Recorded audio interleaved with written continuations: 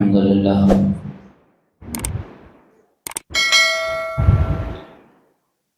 لله نحمده ونستعينه ونستغفره ونستهديه ونؤمن به ونتوب إليه ونتوكل عليه ونعوذ بالله من شرور أنفسنا ومن سيئات أعمالنا من يهده الله فلا مضل له ومن يضلله فلا هادي له ونشهد أن لا إله إلا الله وحده لا شريك له ونشهد أن سيدنا ونبينا ومولانا محمدا عبده ورسوله صلى الله عليه وعلى آله وأصحابه وبارك وسلم تسليما كثيرا كثيرا أما بعد أعوذ بالله من الشيطان الرجيم بسم الله الرحمن الرحيم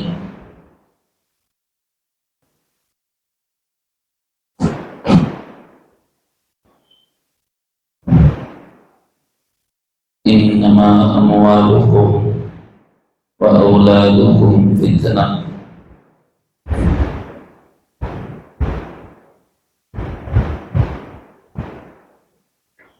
وقال تبارك وتعالى المال والبنون زينة الحياة الدنيا والباقيات الصالحات خير عند ربك ثوابا وخير أملا معزز دینی بھائیوں،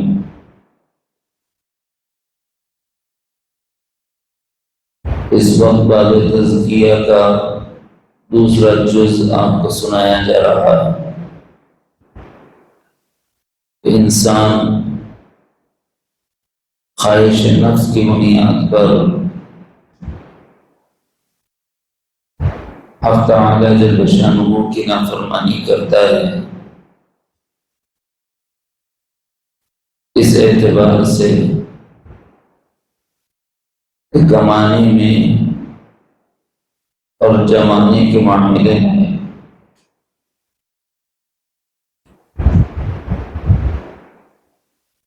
خلاف شریعت امور پر چل پاتا ہے۔ نہ کمانا منع ہے، نہ جمع کرنا منع ہے، البتہ کمانے اور جمانے میں حدود شریعت کا لحاظ رکھنا یہ ضروری ہے۔ ادھر حد شریعت ٹوٹی، ادھر حرام میں داخل ہو جاتے، پھر حدود شریعت میں باقی رہ کر آپ ارب پتی بن جائیں، کھرب پتی بن جائیں، شریعت مطہرہ آپ کو منع نہیں کرتی، روکتی اور روکتی نہیں۔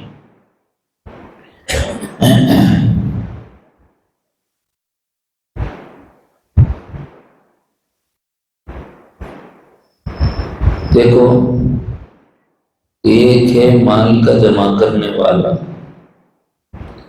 لیکن وہ ہے ناپسندیدہ، اور ایک ہے مال کا جمع کرنے والا، وہ ہے پسندیدہ۔ اور یہ دونوں مثالیں اللہ تعالیٰ نے قرآن مقدس میں بیان فرمائی ہے۔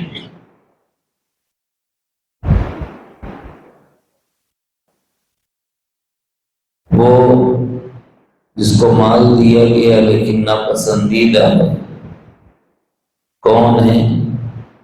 اللہ تعالیٰ نے اس کا تعارف قارون کے نام سے کرایا۔ رشتے میں تو یہ حضرت موسیٰ علیہ السلام کا رشتہ دار، حضرت موسیٰ علیہ السلام کے زمانے میں پایا جاتا ہے۔ عجیب بات یہ ہے کہ بسا اوقات حکومت جو ہے پرائیویٹ اداروں کو کام دے دیتی، اپنے خزانے میں کچھ بھی نہیں ہے، لہذا تم کر لو، بعد میں تمہارے کو سود کے ساتھ دے دیں گے۔ ایسا ہوتا؟ مثال کے طور پر سمجھانے کے لیے عرض کر رہا ہوں، انڈیا کے خزانے میں پیسے نہیں، روڑا ڈالنا ہے، کیا کرتے؟ پرائیویٹ کمپنیوں کو دے دیتے، نہیں تم ڈال لو، تم وصول کر لو۔ یہی معاملہ اس وقت بھی تھا اور ہر زمانے میں رہا۔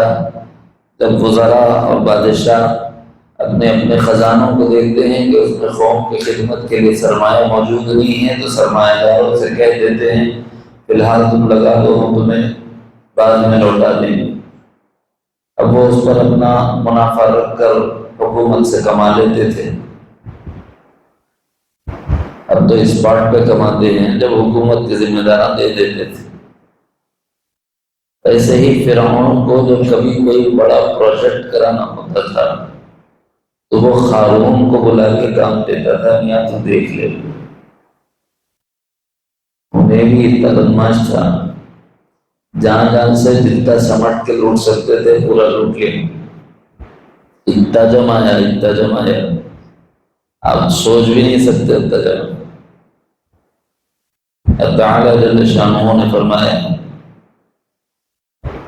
اعوذ باللہ من الشیطان الرجیم ان قارون كان من قوم موسى فبغى عليه وآتيناه من الكنوز ما إن مفاتحه لتنوء بالعصبة أولي القوة إذ قال له قومه لا تفرح إن الله لا يحب الفرحين وابتغ فيما آتاك الله الدار الآخرة ولا تنس نصيبك من الدنيا وأحسن كما أحسن الله إليك إن قارون بلا شبہ قارون کان من قوم موسیٰ، یہ موسیٰ علیہ السلام کے قوم میں سے، فبغى علیہ، لیکن حضرت موسیٰ علیہ السلام سے ہی بغاوت کیا ہوا، یعنی تھا تو موسیٰ علیہ السلام کے خاندان سے، قوم سے، لیکن حضرت موسیٰ علیہ السلام کی اتباع نہیں کرتا۔ وَآتَيْنَاهُ، یہاں لفظ نسبت اللہ تعالیٰ نے عطا کی اپنی طرف فرمائی اور ہم نے اس کو عطا کیا تھا۔ من الکنوز، کنوز کنز کی جمع، کنز خزانے کو کہتے ہیں۔ اب آپ سمجھ گئے ہوں، ایک خزانہ رہے تو خزانہ، اور خزانوں کے کئی ڈھیر رہے تو کیا بولتے ہیں؟ نہیں سمجھ میں آیا تو ذرا کھلا سمجھاتا ہوں، LKG کے بچوں کو سمجھائے جیسے۔ ایک چڑی رہے تو چڑی بولتے نا بھائی، زائد 3 سے زائد چڑیاں رہے تو کیا بولتے؟ انیک چڑیاں بولتے، نہیں بولتے۔ تو اللہ تعالیٰ یہاں کنوز بتا کر یہ پر جمع کا صیغہ استعمال کر کے یہ بتا رہے ہیں ایک تو خزانے نہیں تھے، بہت خزانے تھے۔ کتنے بہت تھے ان کے ساتھ خزانے؟ ان مفاتحہ، مفاتح بھی مفتاح کی جمع، جو ابھی تھوڑی بہت جانتے نا ان کو بڑا مزہ آتا ہے۔ مفتاح کہتے ہیں چابی کو، انگلش میں چابی۔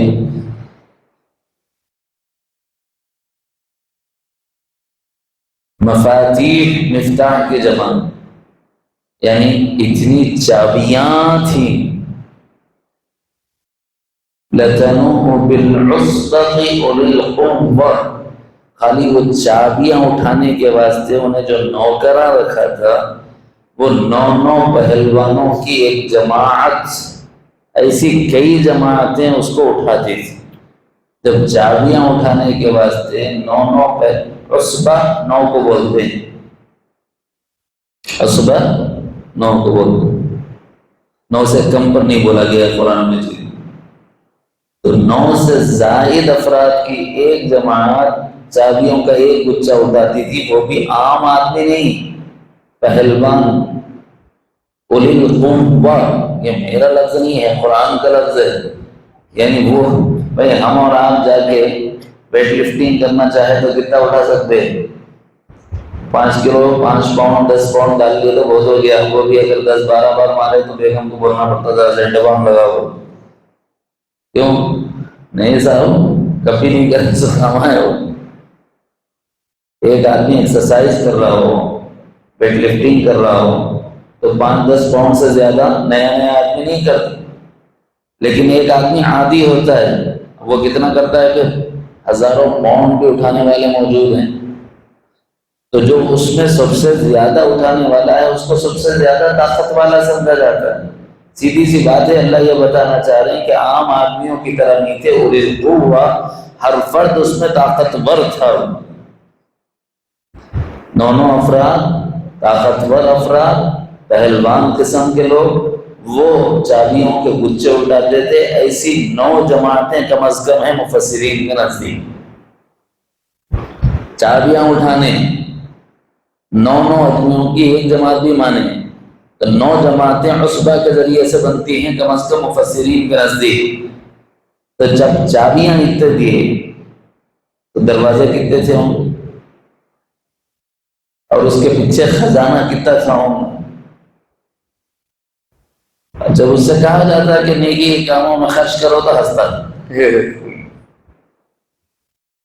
اذ قال له قومه لا تفرح، یہ مسخرہ بند کرنا چھوڑ، ان اللہ لا يحب الفرحین، استہزاء کرنے والوں کو اللہ پسند نہیں کرتے۔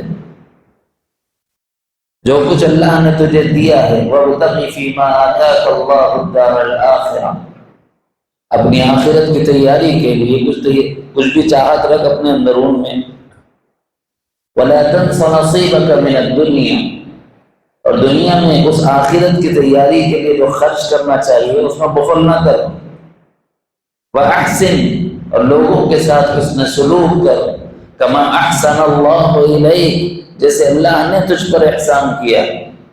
ایک لفظ بھی میں نے اپنی طرف سے نہیں کہا ہے، قرآن مجید کی آیت کا لفظی ترجمہ آپ کو میں نے سنایا ہے۔ اس کا کیا مطلب ہے؟ مال دیے گئے، بڑا مال اس کو دیا اللہ تعالیٰ۔ لوگ کہنے لگے استعجاب کے ساتھ، مال تو اس کو بولتے صاحب، رال ٹپک جاتی جب مال کا لفظ نکل جاتا۔ مال 2 جگہ بولا جاتا ہے، وہاں جاتا ہے میں بھی ذرا عوام کے ساتھ رہتا ہوں کہ عوامی جملے بول رہا ہوں۔ ایک تو یہ کہ کسی کے حسن و جمال کو دیکھ کے بولتے ہیں بہترین مال ہے، اور دوسرے کسی کے پیسے کو دیکھ کے کہتے ہیں کیا مال ہے وہ، دونوں غلط ہیں۔ دیکھو اس نگاہ سے بیوی کو دیکھو، اس پر آپ کو نیکی ملے گی۔ دوسرے کو مال جو دیا ہے اس کو بھی دیکھ کر رال ٹپک جاتی ہے۔ مگر ہمارے حیدرآباد کے آٹو والے بھی بڑی پیارے پیارے اشعار لکھتے ہیں۔ ایک مرتبہ چار مینار سے نواب صاحب کنڈا جانا تھا، وہ کبے کے آٹو میں بیٹھا ہوا تھا۔ کبے کا آٹو معلوم، سواریاں اٹھا رہے تھے نا بھائی، یہاں سے 2 سواری، وہاں سے 2 سواری، 5-5 روپے 10-10 روپے لے لیتے رہتے، تو ہم لوگ اس کو کبوں کا آٹو بولتے حیدرآباد میں۔ تو ایک مرتبہ میں بھی سفر سے آیا تھا، چار مینار سے مجھے گھر جانا تھا، الگ آٹو لے کے گئے تو 40 روپے 50 روپے گزرے میں غریب آدمی بھائی 5 روپے میں سواری کا آٹو مل جاتا، بیٹھ جائیں گے بول کے لاڑ بازار میں بیٹھ گئے تو میرے سامنے دوسرا آٹو تھا، آٹو کے پیچھے لکھ کے تھا کسی کے مال کو دیکھ کے حیران نہ ہو، خدا تجھے بھی دے گا پریشان نہ ہو۔ آیا سمجھ میں؟ آٹو والے کو بھی عقل ہے بھائی، دوسرے کے مال کو دیکھ کے رال نہیں لگتا ہے، لیکن ہم لوگ دنیا کا مال دیکھ کے سمجھتے ہیں کہ صاحب یہ سب کچھ ہے۔ ایسا نہیں ہے۔ اللہ تعالیٰ جل جلالہ وعظم نوالہ نے ارشاد فرمایا ہے کہ اگر مال سب کچھ ہوتا یا کچھ بھی ہوتا، سب کچھ تو چھوڑو، اگر مال کچھ بھی ہوتا تو اللہ تعالیٰ اہل کفر کو اتنا دیتے کہ ان کے گھروں کی چھتوں پہ چڑھنے کی سیڑھیاں، ان کے دروازوں کی چوکھٹیں، اور وہ جس پر تکیہ لگاتے ہیں پلنگ پر، وہ پلنگ کے تکیے، یہ سب اللہ رب العزت سونے اور چاندی کے بنا دیتے، کیونکہ اللہ کی نگاہ میں اس کی کوئی حیثیت ہی نہیں۔ سورہ زخرف کی آیت ہے۔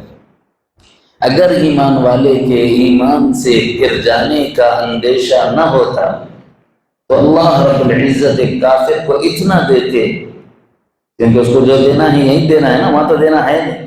اتنا دیتے کہ اس کے گھروں کی چھتیں اور ان کے سریریں جس پر وہ تکیہ لگاتے ہیں اور گھروں پر چڑھنے کی سیڑھیاں یہ سونے اور چاندی کی ہو جاتی۔ وَإِن كُلُّ ذَلِكَ لَمَّا مَتَاعُ الْحَيَاةِ الدُّنْيَا، یہ سونے اور چاندی اور یہ جواہرات یہ سب کیا ہیں؟ متاع حیات، یہ تھوڑے دن کا عارضی دیا ہوا مال ہے، دنیا کی حد تک ہے، قبر میں بھی ساتھ آنے والا نہیں۔ ایک ہے مال دیا ہے، اس کو طریقہ بھی بتایا گیا کہ دنیا کے اندر نیکی کا وہ کام کر لے جس سے تیری آخرت سنور جائے۔ نہیں سنوار، دال عبداللہ گڑ تھیلے میں، جدھر سے آیا ہر شاید در گھسیٹ، جدھر سے آیا کھینچتے چلے جاؤ، کھینچتے چلے جاؤ، جماتے چلے جاؤ۔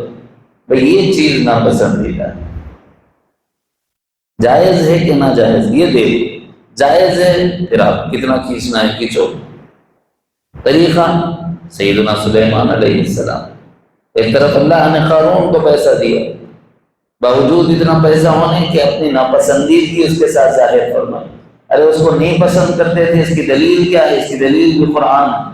جب ایک مرتبہ ناز و نعم کے ساتھ، حشم و ختم کے ساتھ اتراتے ہوئے زمین پر وہ چلنے لگا تو پروردگار عالم کے بندوں میں سے بعض بندوں نے اس کو دیکھ کر کہا کہ دولت تو اس چیز کا نام ہے، لیکن جب اللہ رب العزت نے اس کو اپنی گرفت میں لے لیا اور وہ اپنے خزانوں سمیت زمین میں دھسا جانے لگا، وہ دھسا ان کے معلوم ہوا نا، تو جب سے خزانوں کی تلاش میں پڑے ہوئے ہیں مگر آج تک کسی کے پلے نہیں پڑے ہو۔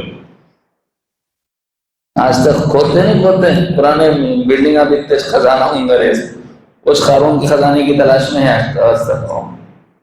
بھائی اس وقت جب دھسنے لگے تو ایمان والوں نے کہا کہ اچھا ہوا کہ ہم کو نہیں دیا، اگر ہم بھی مال لے کر اللہ کے ایسے نافرمان ہوتے تو ہمارا بھی یہی انجام ہوتا۔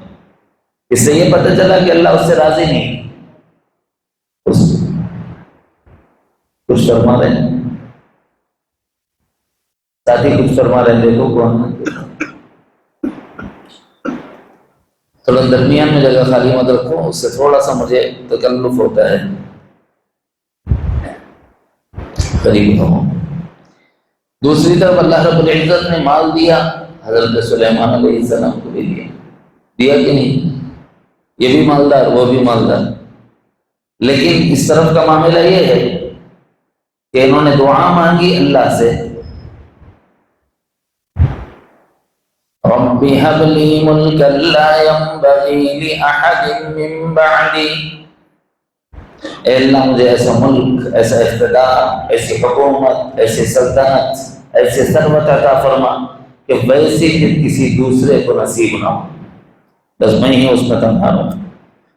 تو حضرت تعالیٰ جل شانہ نے کرم فرمائی ہے کہ ایسی حکومت دی کہ ویسی حکومت کوئی بھی نہیں کرا۔ بیک وقت انسانوں پر حکمران تو بیک وقت جنات پر بھی حکمران، بیک وقت انسانوں اور جنات پر حکومت کے ساتھ ساتھ ہواؤں پر حکمران۔ جی نہ صرف یہ کہ ہواؤں پر حکمرانی ہے، طیور و وحوش پر حکمرانی ہے، چیونٹیوں پر تک ان کی حکومت، پرندوں پر تک ان کی حکومت، یہاں تک کہ اپنی حکومت میں اپنے پرندوں کی حاضری لیتے تھے۔ ہدہد کا غائب ہو جانا قرآن شریف میں ہے کہ نہیں؟ جب حضرت سلیمان نے ہدہد کو غیر حاضر پایا تو بولا کہ اگر صحیح وجہ بتایا تو ٹھیک ہے، نہیں تو سخت سزا دوں گا۔ یہ قرآن شریف میں بات کرتے تھے چونٹیوں سے، یہ قرآن مجید میں ہے، سنتے تھے، بات سمجھتے تھے، جانوروں کی بولیاں جانتے تھے۔ یا ایھا النمل ادخلوا مساکنکم لا يحطمنکم سلیمان وجنودہ وهم لا يشعرون فتبسم ضاحكا من قولها، بات بھی سنی، مسکرا بھی دیے، شکر بھی ادا کیا، ان اشکر نعمتی التي انعمت علی وعلی والدی، اللہ کا شکر ہے کہ آپ نے مجھے نعمتوں سے سرفراز فرمایا۔ ایک بندہ ناشکرا ہے اور ایک بندہ شکر گزار، دونوں میں فرق ہے۔ ناشکرے سے اللہ ناراض ہے، شکر گزار سے اللہ تعالیٰ راضی۔ کیسے راضی ہیں؟ روایات میں آتا ہے کہ اللہ رب العزت نے نہ صرف یہ مال دیا بلکہ خصوصیات سلیمانی میں سے خصوصیت یہ ہے کہ صرف کائنات میں وہ تنہا ذات ہے جن کا حساب نہیں ہوگا، باقی سب کو حساب دینا پڑے گا۔ یہ الگ بات ہے کہ اللہ تعالیٰ یہ کہہ دے جب ہم نے تمہیں معاف کر دیا تو یہ سمجھو اس کا حساب نہیں ہوا۔ جب اللہ نے کسی سے پوچھ لیا کہ یہ کیا اور کیوں، سمجھو کہ وہ پھنس گئے، یہ حدیث میں ہے، اب اس کا نکلنا مشکل ہے۔ اور جس سے یہ کہا کہ جب معاف کر دیا تو سمجھ لو کہ وہ بچ گیا، اس کا حساب ہی کوئی نہیں ہوا۔ لیکن حساب کے لیے کھڑے ہونا تو سب کو ہے، اللہ یہ کہ حضرت سلیمان علیہ السلام کو اللہ نے اتنی بڑی سلطنت و حکومت عطا فرمائی۔ حضرت سلیمان علیہ السلام کے بارے میں آتا ہے کہ حضرت تعالیٰ جل شانہ ان سے درگزر فرمائیں گے اور یوں کہیں گے کہ جاؤ ہم تمہارا حساب نہیں لیں، کیونکہ وہ اپنی ذات پر خرچ نہیں کرتے تھے، قوم کا سرمایہ تھا قوم پر لگا دیتے تھے۔ حضرت داؤد ان کے والد وہ بھی بادشاہ وقت تھے، لیکن اپنے جینے کے لیے زرع بنا کر کے پیسے کماتے تھے اور وہ کھاتے تھے، اپنی ذات پر استعمال نہیں فرماتے۔ حضرت سلیمان علیہ السلام بھی ذاتی محنت فرماتے تھے، اور آپ نے کبھی سلطنت کے سرمایے سے ایک روپیہ اپنی ذات پر خرچ نہیں کیے۔ اس واسطے اللہ تعالیٰ نے انعام بھی ایسا فرمایا، دنیا میں تو حکومت دی ہی دی، آسائش بھی دی، سہولتیں بھی دی، آخرت میں بھی سہولت دیں گے کہ حساب نہیں لیں، ان کے سوا کوئی اور ایسا اعزاز والا نہیں۔ بھئی ایک ہے مال کا دیا جانا، لیکن اس مال میں اگر بندہ ناشکری کرتا ہے تو اس اعتبار سے موجب عقاب بنتا ہے۔ ایک ہے مال کا مل جانا، جائز ذریعے سے ملنا، اب آپ سلطنت سلیمانی کھڑا کر لو جائز راستے سے، بس اتنا ہی مطالبہ ہے، شکر گزار بن جاؤ، ناشکرے مت بنو، اتنا ہی مطالبہ ہے۔ اس سلطنت کو قائم کرنے کے لیے اپنے اپنے حدود میں جن ذرائع کو اختیار کرنے سے منع فرمایا ہے وہ ہے ذریعہ حرام۔ اب یہ حرام کی بہت سی شکلیں بن سکتی تھی جو پچھلی 2 مجلسوں میں اشارتاً میں نے سنائے تھے، آج بھی اشارات اس کے سناؤں گا، پھر آج کا موضوع شروع کروں۔ یہ بات گویا تمہیدی تھی۔ ذرائع آمدنی میں ایک ذریعہ ہے تجارت کا، جھوٹ بول کے خراب مت کر لو، جھوٹی قسم کھا کے خراب مت کر لو، دھوکہ دے کے تجارت خراب مت کرو، مشترکہ کاروبار میں اپنے شریک کے ساتھ خیانت مت کرو، اشیاء حرام جیسے شراب، افیم، گانجا، اس طرح کی چیزوں کی خرید و فروخت مت کرو، سودی قرض لے کے تجارت مت کرو، سود کو تجارت سمجھ کے ایسا کام مت کرو، مزدور کی مزدوری روک کر اس کو تجارت میں انویسٹ مت کرو۔ اس سے اللہ رب العزت نے فرمایا کہ یہ ناپسندیدہ اعمال میں سے، ناپ تول میں کمی مت کرنا، چیزوں میں ملاوٹ مت کرنا۔ اگر یہ کر لو گے تو شیء حلال حرام ہو جائے گا۔ اسی طرح زراعت ہے، عموماً اس میں ذرا کم ہوتا ہے دھوکہ، لیکن ہوتا ہے اس میں بھی ہے۔ مثلا ایک ہے خالص نکھری ہوئی پیداوار، اس میں دوائیں نہیں ڈالی جاتی، دیکھ بھال کی جاتی ہے، تجربہ کار لوگ کرتے ہیں، پھر وہ چیز مارکیٹ میں بکتی ہے تو 10 گنا زیادہ قیمت میں بکتی ہے۔ آپ نے دوائیں ڈال دی، 1 سال 6-7 مہینے میں جو پیداوار آنا ہے آپ کو مہینے بھر میں آ گئی، اور آپ یہ کہہ رہے ہیں کہ نہیں صاحب یہ بغیر دوا کے بنایا ہوا ہے، تو اب یہ دھوکہ دیا آپ نے۔ زراعت میں یہ بھی ہوتا ہے، لیکن اس میں بہت کم ہوتا ہے، جو بھی ہوتا ہے بہرحال اگر غلط ہو رہا ہے تو اس سے بچنا چاہیے۔ یہ دوسری آمدنی کا ذریعہ ہے۔ تیسری آمدنی کا ذریعہ ہے ملازمت۔ ملازمت میں اپنے باس کے ساتھ وعدہ خلافی نہ کرنا، یعنی اگریمنٹ ایک وعدہ ہے، اس میں جو جو باتیں ہیں اس کا پاس و لحاظ رکھنا، اتنا وقت دوں گا تو وقت دینا چاہیے، صلاحیت دوں گا تو صلاحیت دینا چاہیے، اس میں تساہل کا شکار مت بننا۔ اگر اس تساہل کا شکار بنے تو وعدہ خلافی ہو جائے گی، اور اس وقت کو غلط مس یوز کرے اپنی ذاتی استعمال میں لیے تو زائد وقت کمپنی کو دینا تاکہ ہماری روزی حلال رہے، اس میں حرام کا شائبہ نہ آئے۔ اسی طرح اشیاء حرام کی تجارت گاہ میں ملازمت مت کرنا، مثلا بینک ہے، سودی نظام ہے، وہاں پر ملازمت مت کرو۔ ایسے ہی شراب کی دکان ہے، نہیں صاحب میں تو شراب نہیں بیچتا، بیچنے والے دوسرے ہیں، بنانے والے دوسرے ہیں، مالک دوسرا ہے، میں خالی حساب لکھتا ہوں، پیسے پورے آئے نہیں آئے، کر سکتا ہوں نہیں سکتا۔ کیوں نہیں کر سکتے؟ کیونکہ تجارت جو ہو رہی وہ حرام کی ہو رہی، اب وہاں ملازمت بھی آپ نہیں کر سکتے۔ اسی طرح چوتھی قسم ہے آمدنی کے ذرائع میں تحائف، اس میں عدلے کو بدلہ چلتا ہے، تحفہ دیے ہیں تو دیں گے، نہیں دیے تو نہیں دیں گے، ایسا نہیں۔ اگر استطاعت اللہ نے دی ہے تو استطاعت کے مطابق دو، کسی کی استطاعت کم ہوتی ہے، کسی کی زیادہ، کسی نے اگر کم دیا تو نہیں، انہوں نے تیج دیے تھے، میں بھی تیج دیتا ہوں، یہ نیتوں میں فطور پیدا مت کرو اس مال کی وجہ سے۔ اگر اللہ نے ان کو مال کم دیا ہے، انہوں نے چھوٹا آپ کو تحفہ دیا تھا، کوئی بات نہیں، آپ اللہ نے مال دیا ہے تو آپ بڑا تحفہ پیش کر دو، اجر اللہ کے پاس سے پالو۔ تحفہ اس سے بدلہ تھوڑا ہی لینا ہے، تحفہ تو اللہ کی خوشنودی کے لیے دیا جاتا ہے، تحفہ تو سامنے والے کے دل میں اپنی محبت کو پیدا کرنے کے لیے دیا جاتا ہے۔ تحفے میں ادلا بدلہ کا خیال نہیں ہونا چاہیے۔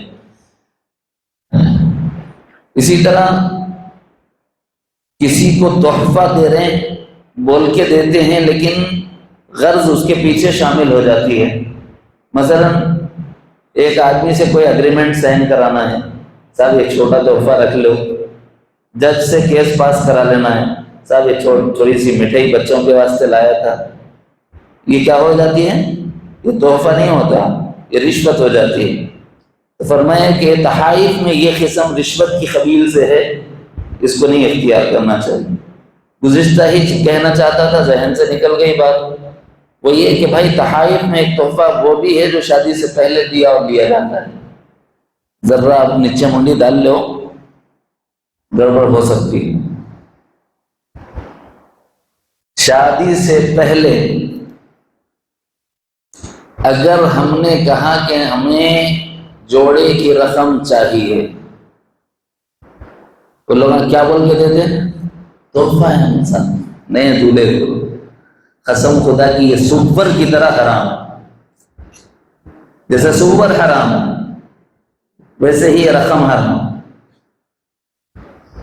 اللہ کا کرم ہے، کشن باغ کے علاقے میں، 9 نمبر کے علاقے میں، اور اسی طرح پہاڑی شریف کے علاقے میں ایک مرتبہ میں نے 2 مرتبہ میں نے بیانات کیے، تو جب لوگوں نے سنا تھا کہ مجھے صاحب غلطی ہو گئی، جب لے لیے تھے اب حل بتاؤ، حل بتا رہا ہوں، جتنا لیے تھے ریٹرن کر دو، یہ میری طرف سے تحفہ ہے، آپ کے لیے وہ حلال ہوگا، ورنہ پھر آپ نے حرام استعمال کر لیا، اور اگر لوٹاؤ گے نہیں تو گنہگار ہو، قیامت میں پوچھے جاؤ۔ جائز نہیں، یہاں تک کہ اگر کسی نے یہ کہا کہ میرے 100 آدمی آئیں گے ان کو کھلانا پڑے گا تو یہ بھی حرام ہے۔ اسی لیے علماء فرماتے ہیں شادی کا کھانا جائز نہیں۔ ہو سکتا بھائی انہوں بولے ہوں گے میرے اتنے مہمان رہتے ہیں ان کا خیال رکھو بول کے بولے ہوں گے، اس واسطے جانا ہی نہیں، نکاح میں جاؤ مبارک بولو نکل لو، ولیمے میں بلائے تو جاؤ، سنت ہے۔ شادی کے کھانے کے چکر میں جاؤ نہ کو گڑبڑ کہیں بھی رہتی۔ ہاں دلہن والا اگر بول رہا ہے آپ کا رشتہ دار ہے تب گنجائش نکلتی ہے، کیونکہ دلہن والا جو کرتا ہے اپنی استطاعت کے مطابق دلہن کی رخصتی کے موقع پر آپ کی دعاؤں کی آرزو اور تمنا میں اگر اللہ نے استطاعت دی ہے تو خرچ کرتا ہے ایسی صورت میں، مگر اس کو بھی چاہیے کہ نہیں کرے۔ جب شریعت نے آسانیاں دی ہیں تو آسانیاں کرو، بچے کے ولیمے اچھے کرو، بچیوں کی شادیوں میں خرچ کرنے کا نظام ختم کرو۔ اس سے غریب بچیاں جو بیٹھی ہوئی ہیں ان کی آہیں اور سسکیاں جب نکلتی ہیں ہماری بچیوں کی خوشیاں درگور ہو جاتی ہیں۔ یاد رکھیں کتنی بچیاں بیٹھی ہوئی ہیں صرف انہیں گھوڑے جوڑے کی لعنتوں کی وجہ سے، اور ہم اس کو حلال سمجھ رہے۔ میں نہیں کہہ رہا، الفقہ الاکبر میں امام اعظم ابو حنیفہ رحمۃ اللہ علیہ نے مسئلہ لکھ رکھا ہے۔ مسئلہ یہ لکھا ہے کہ اگر کسی آدمی کے پاس 2 وقت کا کھانا موجود ہو، 2 وقت کا کھانا یعنی صبح کھا سکتا ہے اور شام کھا سکتا ہے، اس کے بعد اگر کسی نے اس کے سامنے ہاتھ پھیلایا اور کسی نے اس کو دے دیا تو یہ لقمہ اس کے لیے ایسے ہی حرام ہے جیسے سپر کا کھانا حرام ہے۔ تو بتاؤ یہ جو گھوڑے جوڑے کی لین دین کی رسم چل رہی ہے یہ اس وقت جو بچے والے دیتے ہیں آپ کیا سمجھتے ہیں خوش ہو کے دے رہے ہیں؟ کوئی باپ اتنا پیسے والا نہیں ہے کہ صاحب خوش ہو کے آپ کو دیں۔ شادی سے پہلے جو بچی والے دیتے ہیں بس اس لیے دیتے ہیں کہ میری بچی کے ساتھ غلط سلوک نہ ہو، صرف اس لیے دیتے ہیں، یعنی گویا یہ آپ کو خوش رکھنے کی رشوت ہے۔ تاکہ ان کی بچی کو تکلیف نہ پہنچے۔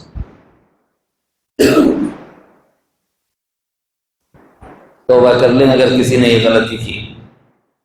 اور حل کیا ہے؟ اس کا حل ہے موقع دیکھو، ان کو کبھی کوئی ضرورت پیش آ سکتی ہے، فی الفور اس موقع پر جتنے اس وقت لیے تھے اس سے 10-20 گنا زیادہ اگر اللہ نے استطاعت دی ہے، سود بنا کے نہیں، بس اپنی طرف سے بھی آپ اپنا کچھ ہدیہ شامل کر کے، یہ میری طرف سے آپ کے لیے ہدیہ ہے، یہ کہہ کر دے دو، جان چھٹے گی۔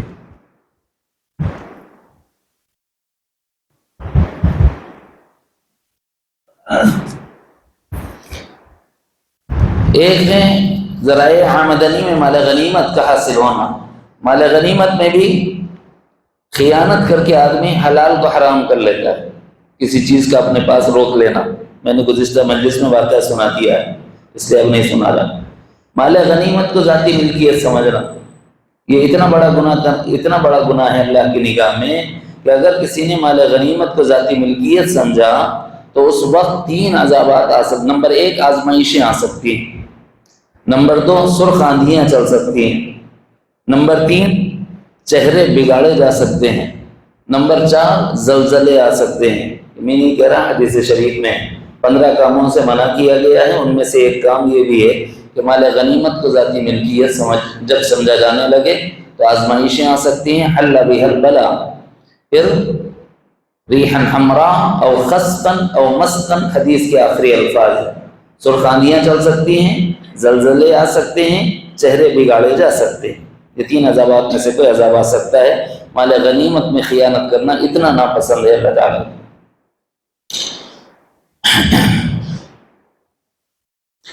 ایک آدمی میدان جنگ میں اتنے جوہر نہیں دکھاتا، لیکن غنیمت جب تقسیم ہوتے رہتی ہے اپنے کو بڑا چڑھا کے پیش کر کے بولتا ہے میرا حق زیادہ ہے، میرے کو اتنا ملنا چاہیے۔ جتنی صلاحیت آپ نے لگائی ہے اتنا مطالبہ کر لو، جو مل جائے اس پر راضی اور خوش ہو جاؤ، اصرار کر کے مطالبہ مت کرو، یہ اللہ تعالیٰ نے منع فرمایا۔ ایک مرتبہ ایک جنگ میں ہو گیا، ایک مسئلہ پیش آیا، صحابہ کرام جنگ سے مال غنیمت کو جمع کیے، حضور علیہ السلام کی خدمت میں حاضر ہوئے تو جتنے بوڑھے افراد تھے انہوں نے کہا کہ یا رسول اللہ ہمارا حق زیادہ ہے، نوجوانوں نے کہا کہ یا رسول اللہ ہمارا حق زیادہ ہے۔ سمجھے نا، یہ تربیت کے لیے ہے ہماری۔ اگر صحابہ کے درمیان یہ بات پیش نہیں آتی تو امت کو یہ نہیں معلوم ہوتا کہ ہمیں اس موقع پر کیا کرنا چاہیے۔ تو حضور نے پوچھا کہ جو بڑے لوگ ہیں عمر رسیدہ جو کہہ رہے ہیں کہ ہمارا حق زیادہ ہے، وہ یہ بتائیں کہ کس وجہ سے تمہارا حق زیادہ ہے۔ تو انہوں نے کہا کہ یا رسول اللہ ہماری زندگی کے تجربات سے فائدہ اٹھا کر ہم نے محنت کی اور اپنے تجربات کو سامنے رکھ کر میدان جنگ میں لڑائی کی، تو جس کے نتیجے میں اللہ رب العزت کی نصرت شامل حال ہو، تو تجربات ہمارے زیادہ ہیں نا، تو حق ہمارا زیادہ ہے۔ نوجوانوں نے کہا کہ نوجوانوں سے پوچھا رسول اللہ صلی اللہ علیہ وسلم نے، اچھا تم یہ بتاؤ کہ تم لوگ جو یہ کہہ رہے ہو تمہیں ہمارا حق زیادہ ہے، تو اس کی کیا وجہ ہے؟ تو نوجوانوں نے کہا کہ رسول اللہ یہ تو بوڑھے تھے، میدان عمل میں کام نہیں کر رہے تھے، یہ تو تکبیر بتا رہے تھے، کام تو ہم کر رہے تھے نا، اچھلنا کودنا، تیر چلانا، گھوڑ سواری کرنا، ادھر سے ادھر سرپٹ دوڑانا، ادھر سے سامان ادھر، ادھر سے سامان ادھر، بھائی وہ کیسا لے جانا ہے تجربہ ان کا ہے، لیکن لیگیس والے تو ہم ہیں نا، تو ہمارا حق زیادہ۔ تو فرمایا کہ جو اللہ کے رسول دے دیں لے لو، جس سے روکتے رک جاؤ، ما آتاکم الرسول فخذوہ وما نہاکم عنہ فانتہوا۔ یہ 2 باتوں کے لیے بولا گیا ہے۔ نمبر 1 بے اعتبار علم، جو باتیں رسول اللہ دے دیں وہ لے لیا جائے، اور جن سے رسول اللہ روک دیں اس سے رک دیا جائے، اور مال غنیمت میں جو تمہیں رسول اللہ دے دیں اسے خوشی سے لے لو، اور جس سے نبی علیہ السلام نے روک لیا تو وہ ناراض نہ ہو کہ اللہ کے رسول کا جو فیصلہ ہے ہمیں منظور ہے۔ یہ تربیت فرمائی اللہ رب العزت نے ہماری۔ اور اگر اس میں اپنا حق زیادہ جتلا کر لے لو گے تو فرمایا کہ اندیشہ ہے اگر تمہاری صلاحیت اتنی نہیں لگی تو پھر وہ حرام ہو سکتا ہے، اس لیے ڈرنا ہے، کم آیا تو آیا بھائی، بڑھ کے نہیں آنا، یہ سوچنا چاہیے اپنے۔ چھٹی چیز جائز آمدنی کے ذرائع میں سے وراثت کہلاتی ہے۔ وراثت کو بھی آدمی ناحق یعنی حرام کر لیتا ہے تو حلال حرام ہو جاتی ہے۔ مثلا وصیت میں ناانصافی کر دیا، تقسیم وصیت کے مطابق کی جا رہی، بھائی یہ گناہ ہے، حرام ہو گیا۔ اسی طرح حقدار کو حق نہیں دے رہے، مثلا بہنوں کا بھی حق میراث میں ہے، نہیں دے رہے، کبھی ایسا بھی ہوتا ہے کہ صاحب یہ باوا شادی کر لیے تھے مگر کبھی بولے نہیں، ایسا ہوتا نا، بعض لوگوں کے رہتے، دو دو تین تین کے رہتے، اب وہ لڑائی میں ہونا وہ بیچارہ بولتا نہیں، انتقال ہو کے بعد میں وہ لوگ جو ہے نا بولتے بھائی ہم بھی ان کے حقدار ہیں، ذرا کیا تو بگڑ میں ہمارے کو بھی حصہ دو، بول رہے کون تم پہچانتے نہیں جاؤ، پیپر ہم دیکھ لو بابا نے کی ہے تو ٹھیک ہے، وہ بھی حقدار وہ بھی حقدار میراث ہیں، ان کو بھی برابر تقسیم ہونا چاہیے، دوسری بیوی کو کتنا حق ملتا ہے، اور اس کے بچے ہیں تو ان کے بچوں کو کتنا حق ملتا ہے، یہ شریعت مطہرہ نے طے کیا ہے۔ اگر باپ نے زندگی میں حکمتاً نہ بتایا ہو تو اس کا مطلب یہ نہیں کہ بعد میں معلوم ہونے کے بعد اس کا حق نہ دیا جائے دوسری بیوی کا، اور دوسری بیوی سے اپنے باپ کی اولاد کا، یعنی وہ خود آپ کے سوتیلی بھائی اور بہن ہیں، ہم اس کا حق نہیں دیتے تو یہ گناہ کبیرہ ہے، اور میراث میں حلال کو حرام کر لینا ہے۔ بعض وقت ایسا ہوتا ہے بھائیاں بڑے رہتے نا تو بچے ذرا ڈرتے، چھوٹے بھائیاں چبے تیرے کو کیا ضرورت ہے، وہ سامنے بھی ڈالے دیے تیرے کو کام رہے تیری شادی کر دیں گے، بھائی وہ تو آپ بھائی ہے، کرنا ہے، وہ بابا کی جگہ ہے، اس کی میراث کے پیسے جمع کر کے آپ اس سے شادی کرتے ہیں، وہ کون سا کمال ہے؟ بھائی ہونے کا آپ کیا حق ادا کر رہے ہیں؟ جو اس وقت حق بن رہا ہے اس کو دے دو، اب وہ اس کی مرضی ہے، وہ جمع کر اپنے پیسوں سے شادی کر لے، اپنے پیسوں سے شادی کر لے، اگر نہیں کر سک رہا تو کچھ تعاون کی ضرورت ہے تو آپ مدد کر دیجیے، تدبیر بتائیے کہ بھائی یہ ضائع مت کرو، یہ اس کام کے ہے لیکن حق تمہارا ہے، لے لو، قصہ ختم ہو گیا۔ لیکن جب چھوٹے ہوتے ہیں تو دبایا جاتا ہے، اور ایسے ہی کسی یتیم کا مال لے لینا، یتیم کا مال بھی کھا گئے تو سمجھ لو کہ حرام میں داخل ہو گئے۔ یہ سب میراث کے زمرے ہیں، چھوٹے چھوٹے شقیں ہیں، اس سے بچنا چاہیے۔ اس کے علاوہ بھی ذرائع آمدنی ہوتی ہیں لیکن وہ خالصتاً حرام، مثلا ایک آدمی زکوٰۃ نہیں دیتا تب بھی اس کی انکم ہے، ایک آدمی کی 10,000 زکوٰۃ نکلی، دے دینا چاہیے نا بھائی، نہیں دیا، اس کو کہتے ہیں ترک زکوٰۃ، تو اس کے اکاؤنٹ میں تو 10,000 ہے نا، وہ اکاؤنٹ میں تو ہے نا، جمع ہے۔ اب یہ بتاؤ یہ حرام ہے کہ حلال ہے؟ زکوٰۃ نہیں دیا ہوا ہے تو وہ حرام ہے، حلال نہیں۔ بتاؤں گا میں وہ کیسے حرام ہوتا ہے۔ اسی طرح ایک لفظ قرآن مجید میں آیا ہے، انما الخمر والمیسر والانصاب والازلام رجس من عمل الشیطان۔ میسر کا جو لفظ ہے نا، اس کی جو تفسیر ہے وہ یہ کہ ہر وہ مال جو آسانی سے آ جائے، جس پر آدمی کی محنت نہ لگے، جس میں آدمی کی صلاحیت نہ لگے، جس پر آدمی کا مال نہ لگے، آدمی کا مال نہ لگے، صلاحیت نہ لگے، محنت نہ لگے، آسانی سے مل جائے، اس کو کہتے ہیں یسر، آسانی سے مل جانا۔ اللہ رب العزت نے فرمایا کہ وہ حرام، سمجھ رہے ہیں؟ اگر آسانی سے بہت سی چیزوں میں اور بھی ملتا ہے وہ حلال ہوتی ہیں، اس کو درمیانی مشتبہ چیز بولتے ہیں، پہلے عالم سے کنفرم کر لینا کہ یہ میرے لیے حلال ہے یا نہیں، پوچھ کے کرنا پڑتا ہے۔ مثلا جوا ہے، حرام ہے، سیدھے سیدھے سب کو معلوم ہے، سٹا ہے، سب کو معلوم ہے حرام ہے۔ اسی طرح چوری ہے، زیادہ محنت نہیں لگتی، صاحب ہاتھ ڈالے اپنے جیب میں، محنت نہیں لگتی نا، یہ بھی حرام ہے۔ ڈاکہ ہے، یہ بھی حرام، رہزنی ہے، یہ بھی حرام ہے، چنگی ہے، یہ بھی، چنگی ٹیکس کو کہتے ہیں، ناجائز ٹیکس کو کہتے ہیں، یہ بھی حرام ہے۔ سپاری، کسی کو مارنے کے لیے پیسے لینا، یہ بھی حرام ہے، یہ بھی انکم کے ذرائع میں سے ہے موجودہ زمانے میں۔ مزدور کا حق نہ دینا، وہ پیسے روک لینا، یہ پیسے تمہارے پاس جو رکے ہوئے ہیں وہ بھی حرام۔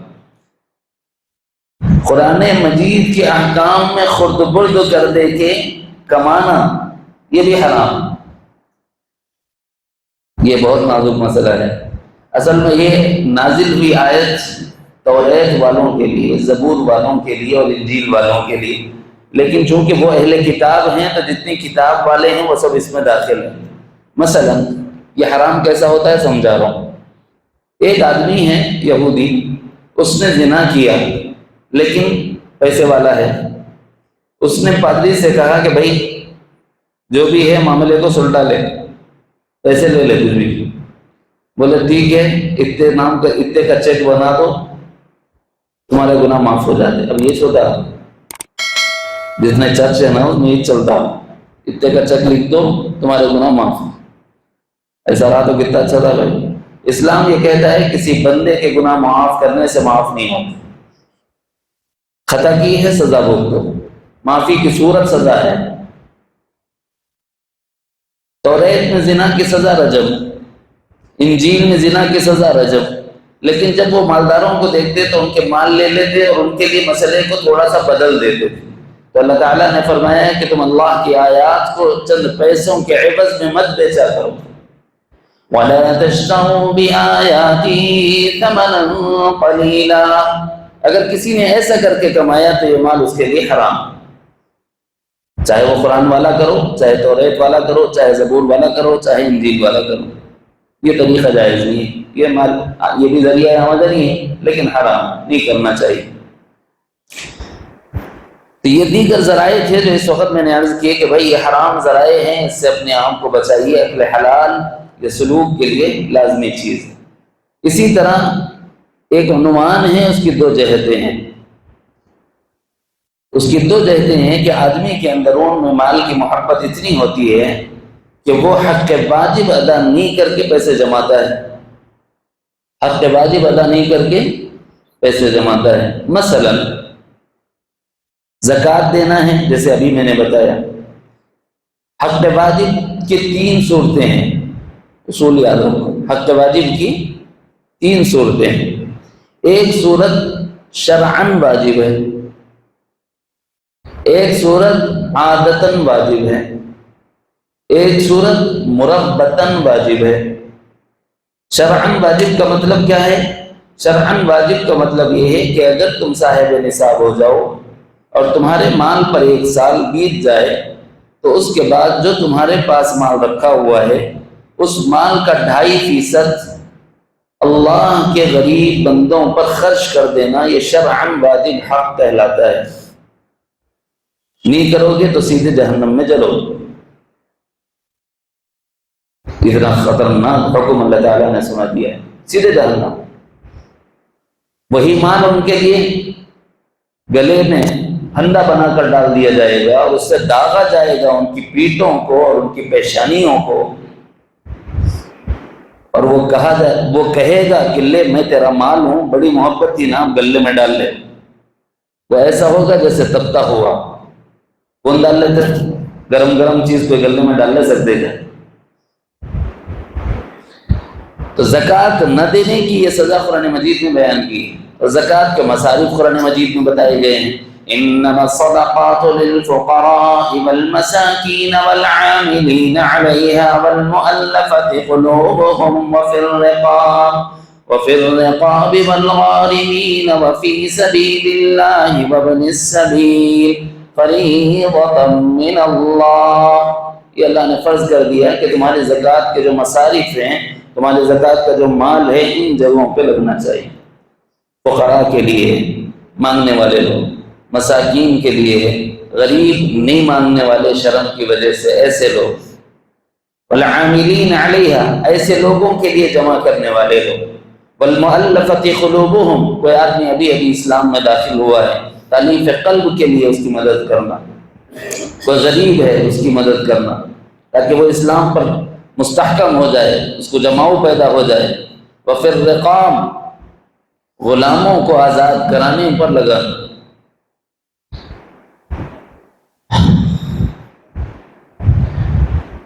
والغارمین قرض داروں کا قرض ادا کرنا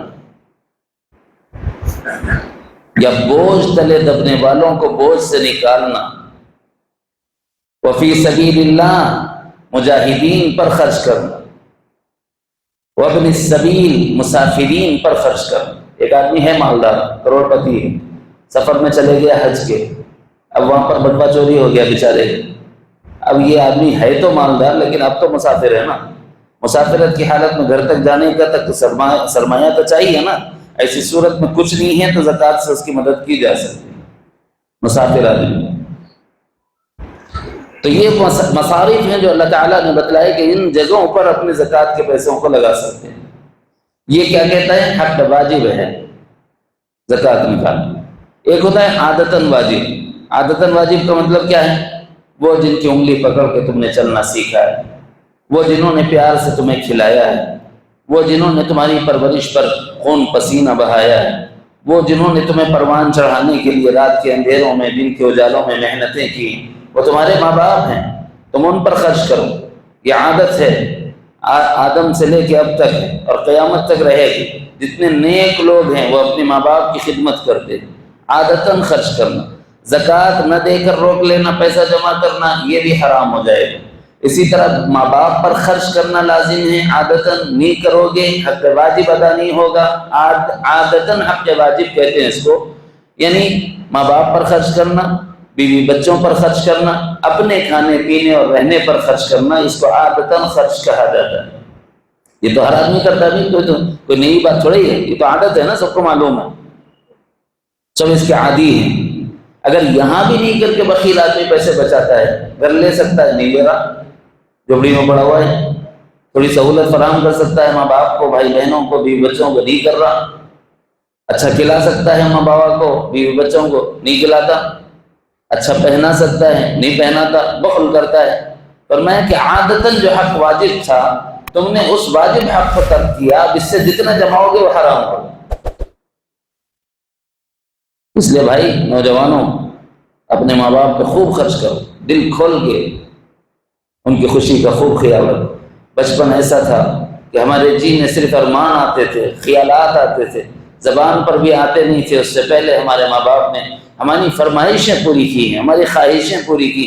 ضرورتوں تو چھوڑو، وہ تو کرتے ہی کرتے ہیں، ہر کوئی کرتا ہے، لیکن ہماری خواہشوں کو انہوں نے ملحوظ نظر رکھ کر اپنی کتنی ہی ضرورتوں کو بالائے طاق رکھا ہے۔ مثلاً ایک مثال دیتا ہوں سمجھانے کے۔ ایک وقت عید کا آیا ہوگا، باپ کے جیب میں 1000 روپے 2000 روپے ہوں گے، بابا کو گھر میں بولے میں ذرا بچے کو لے کے اس کو جوتے دلا لے کے آتا ہوں، میرے بھی کپڑے لا لیتا ہوں۔ بیگم بولے اچھا جاؤ۔ بیگم بولنے کے بعد اجازت مل گئی تو گھر سے نکلے بچے کو لے کے۔ اب بچہ بولا ابا میرے کو وہ جوتا ہونا، اس کو بھی چپل دلانا تھا، 100 150 200 میں آ جاتی، 800 روپے میں میرا کرتا پائجامہ آ جاتا، میں تو غریب آدمی ہوں، اتنے گز پہنتا ہوں، 800 میں میرا آ جاتا، دونوں بچے کا بہت کا ہو جاتا۔ اپنے 1000 روپے رکھ لے کے گیا۔ اب دکان میں جانے کے بعد بچہ خواہش کرا 600 روپے 700 روپے کے جوتے۔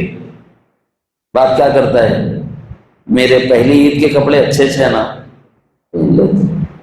میرے بچے کی خواہش ہے اس وقت اس کو لے لو۔ ایسی ہزاروں قربانیاں ہیں جو باپ نے ہمارے لیے دی، ایسی ہزاروں قربانیاں ہیں جو ماں نے ہمارے لیے دی۔ کتنے وقت ماں کو بھوک لگ رہی ہوگی، نوالا اٹھا کے کھانا چاہتی تھی، اور آپ کھیلتے ہوئے آئے، آ کر یوں کہا امی مجھے کھلا دیجیے، ماں نے اپنا لقمہ آپ کے منہ میں ڈال دیا ہوگا اور خود بھوکی رہ گئی ہوگی۔ کتنی راتیں اس کی بھوک سے بسری ہوں گی، ہمیں کھلایا اور سلایا ہے لیکن خود بھوکی سو گئی ہے۔ باپ نے ہمیں پہنایا ہے اور خود پرانے کپڑوں میں عیدیں منا لی ہوں گی۔ کتنی ہی قربانیاں ہماری خواہشوں کے لیے انہوں نے اپنی ضرورتوں کی دی۔ اب اگر وہ بڑھاپے کو پہنچ گئے، قسم پرسی کی حالت میں ہے، اس وقت وہ کمانے سے خاسر اور عاجز ہیں، تو کیا اولاد کا حق نہیں بنتا کہ ان ماں باپ پر اپنا مال لگائیں؟ نہیں کرتے۔ تو یہ تم بچا کے جو رکھ رہے ہو وہ تمہارے لیے بھی حلال نہیں ہے۔ ایسے ہی بیوی پہ خرچ کرنا چاہیے۔ کیا ہونا 2 لاکھ دے دو، اپن بڑے ترم خان، چاول ہونا کتنے تھے ہونا ڈال دو جی، دکان والے کو فون کر دی۔ یہ کمال نہیں ہے، وہ نوکرانی ہماری، وہ بیوی ہے۔ اپنے دل پر ہاتھ رکھ کر بتانا، ضرورت کی چیزیں تو آپ نے اس کو دلائی ہوں گی، کھانے کی، پینے کی، پہننے کی، رہنے کی، وضع خطا کو سنوارنے کی، یہ بھی دلائی ہوں گی۔ ہر خواہش پوری کرتا ہوں مجھ سے، بس اتنا بتاؤ کبھی آپ نے 200 روپئے 500 روپئے مہینہ اس کو دے دیے، تمہاری مرضی سے تم جہاں چاہو خرچ کر لو، دیے کہ اس کا حق نہیں بنتا؟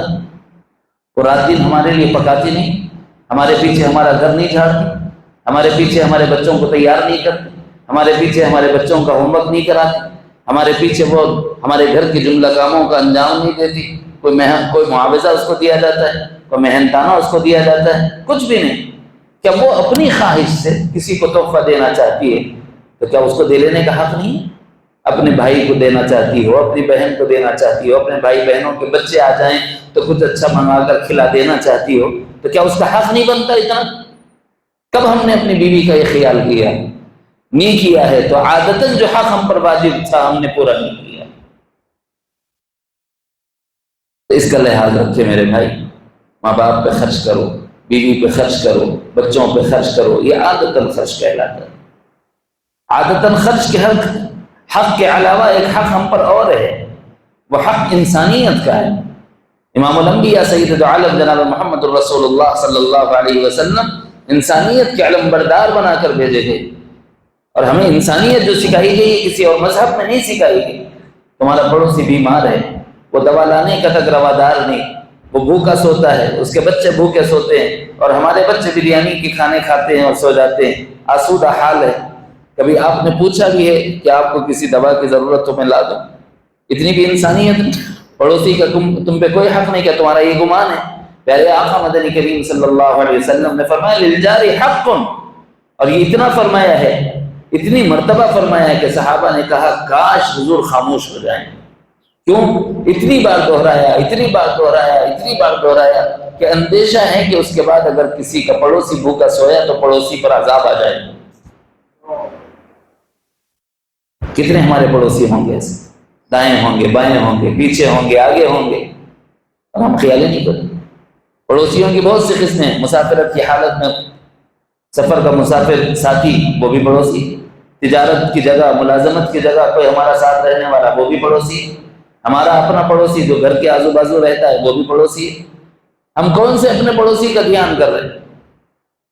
کوئی آدمی شدید بیمار ہو گیا، علاج کرانے سے عاجز و خاصر ہے، اور اللہ نے آپ کو مال و دولت دے رکھی ہے، لیکن آپ یہ کہہ رہے ہیں کہ نہیں صاحب یہ پیسہ تو میری محنت کا ہے، میرے خون پسینے کا ہے، میں کیوں اس پر لگاؤں؟ ان کے گھر والے خاندان والے نہیں ہیں کیا؟ انہوں کر لیں۔ اتنی بھی انسانیت نہیں، اللہ نے اگر دیا ہے تو اللہ کے بندوں پہ خرچ کرتے۔ انسانیت کے ناطے ہمدردی کرنا اور سلوک کرنا بھی ہم پہ واجب ہے۔ اگر اللہ نے آپ کو استطاعت دی ہے تب یہ مطالبہ ہے، اگر اللہ نے آپ کو استطاعت نہیں دی ہے تو شریعت مطالبہ بھی نہیں۔ ارے زکوٰۃ کا مطالبہ نہیں کرتی اگر آپ صاحب نصاب نہیں۔ جتنی استطاعت ہے اتنا بیوی پہ خرچ کرو، بچوں پہ خرچ کرو، جتنی استطاعت ہے اس میں ماں باپ کا خیال دھیان رکھو۔ زیادہ نہیں ہے، شریعت کا واجب حق بھی تم پہ عائد نہیں ہوتا، صاحب نصاب نہیں ہو، زکوٰۃ بھی مت دو، رکھ لو، لیکن جو واجب حق ہے وہ تو دو۔